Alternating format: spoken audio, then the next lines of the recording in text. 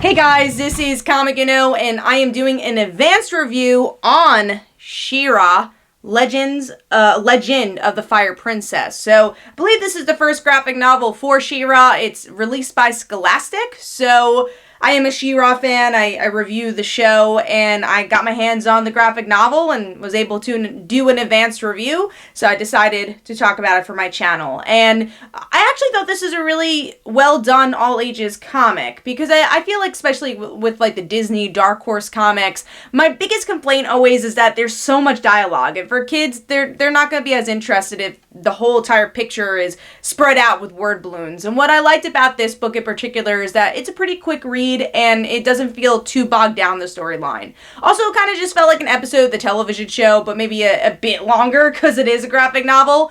But the negatives, I will say, because it really tries to just be an episode of the TV show, I wish they could have went into the Fire Princess a little bit more. There's just some exposition about it, and it's not really dug into too much. I would say it's a bit more about the relationships of how the characters are dealing with the Fire Princess truth or journey / adventure. And the moments I did enjoy the most, though, were actually Catra and Scorpia. I love Scorpia, and she was a lot of fun here. I really heard their voices fully here, and it's really about friendships and how people can grow apart, and you really get to see that with Adora and Catra as well. So also the artwork is really a lot like the show. I enjoyed the transformations, even though She-Ra is not really in the story that much. It's definitely more Adora driven than She-Ra driven, so it's not as actiony as I thought it would be, but there's, again, a lot of good character moments, and I really think it's a great book for kids, especially if they enjoy the television show. It feels just like a new